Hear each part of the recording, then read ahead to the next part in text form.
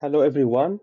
Thank you for joining us for this new episode of Kaffee and Kuchen with Internationals in Germany podcast. We talk about stories from internationals to internationals about life, jobs, education, families in Germany. Today we have Rachel Stern. She is an American journalist based in Berlin, and she's an active writer in the German Review on Substack.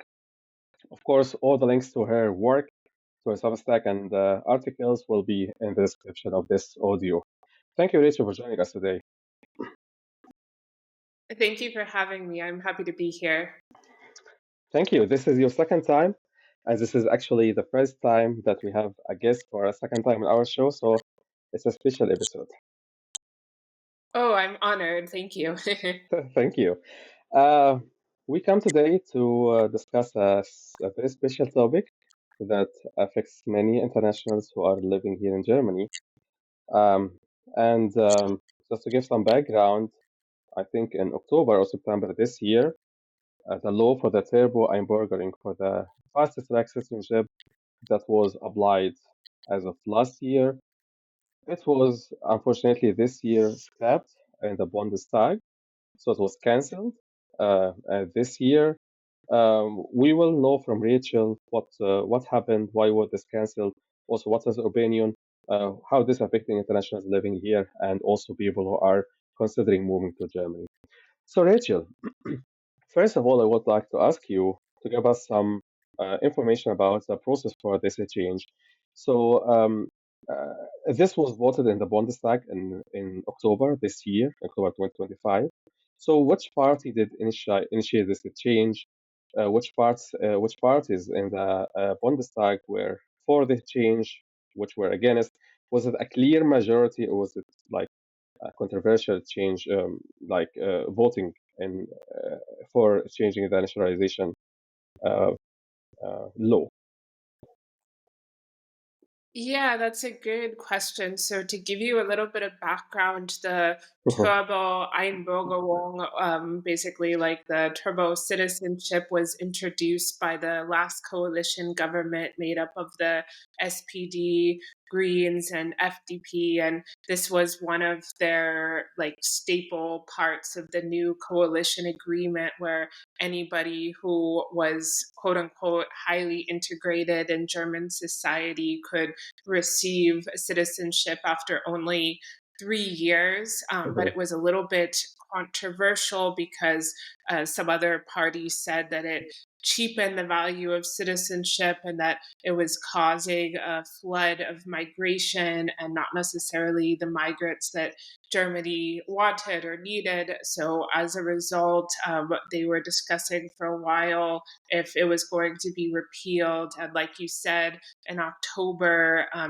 think it was the 8th of October, Mhm. 450 members of parliament voted to appeal it, 134 voted not to repeal it, and two completely abstained. And it was mostly the Greens and the left party, Die Linke, who cast the most votes against it, but also several members of the SPD, the um, more left leaning party, also said that uh, this law should remain in place. Mhm. Yeah, and is it already known like how many citizenships were granted with this law in the past? Because I think the effective period when this law was in effect, I think it's more or less than a year. Is that correct? Yeah, that's right. Well, it actually was not so many people who were granted citizenship. Mm-hmm. Of all of the new citizenship or naturalizations in 2024, it was about 7%, and that Okay. was even less in individual states. Like in Berlin, it was about 1% of all new naturalizations. In Bavaria, it was even less than 1%.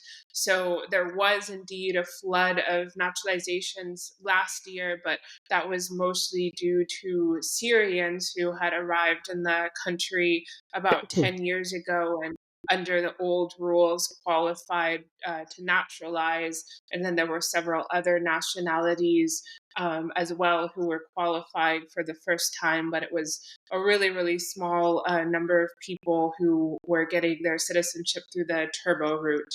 Hmm. Yeah. And do you know how usually the internationals living here in Germany respond to this? Is this like disappointing news? Are like people are okay with that? What do you think is effect of this on internationals living here? Yeah, I think it's disappointing for them, not only because they might have been able to qualify, which to say again, you would already have to have a C1 level of German after only 3 years and to have met a lot of more um, difficult requirements. But I think it's disappointing just within the messaging that it sends. Like, even if you are a high qualified, highly motivated, hardworking immigrant, then you are not able to get the citizenship after 3 years. And I mean, had Germany never put this measure in place, then I Hmm. don't think it would be such a shock to not have it. But now that they put it in place and all of a sudden they're taking it away, I think that that sends a signal, which is a little disheartening for a lot of foreigners here. Hmm. Yeah, I totally agree. And it's already known, like if someone had already prepared himself with with these high requirements, as you say, the C1 level integration, doing maybe voluntary work. If someone or some people applied during the period where this law was already in effect, do you know, or is it known that their applications will be processed according to the new change or according to the old turbo citizenship law? Do you know any information in this regard? Yeah, that's a good question. So, right now, it looks like their applications would be put on hold until they could reach the 5 year level for citizenship. So, if you have lived in Germany for 5 years, you are able to apply for citizenship if you have German, I think, at the B2 level. And a lot of people will basically just have to wait during this transition period. And this applies, of course, to all the states, I think, right? I'm sorry, this applies to. All the states, so all the German Bundesländer will have to. Yeah, that's true. Yeah, that's across the board. I mean, there are exceptions. Like if you're married to a German, you would Hmm. still qualify for naturalization after 3 years. Hmm. And if you have a few other exceptions, like for example, if you have a German parent, or if you could prove that one of your relatives was, I think there's like fleeing from the Holocaust, for example, then they Hmm. have naturalizations. But um, for the most part, it will be a 5 year blanket requirement. Hmm. Okay. And one of the things also I knew last year, there was, of course, I think for most of our listeners, it's known that there was a major change in citizenship law last year. So changing it from requirement from 8 to 5 years, make it also doable with a B1, which is quite doable for a lot of people. And the main reason for this was Yeah. that Germany wanted to attract more um, talented people from abroad to work in the tech sector, in the medicine, in services sector, and so on.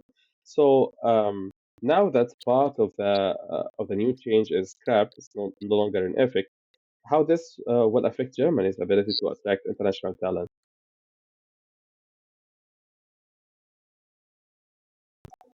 Yeah, so I think that very talented foreigners looking for jobs in Europe might be more inclined to go to countries where there aren't such high obstacles for them to be able to get residency or to live.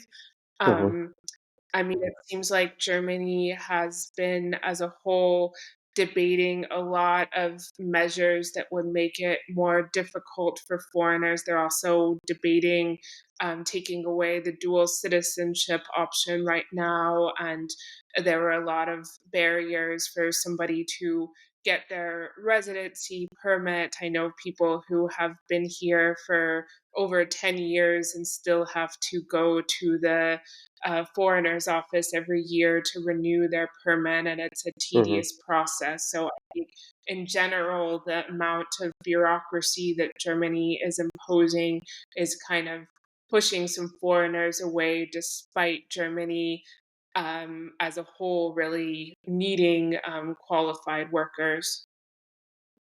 Yeah, yeah.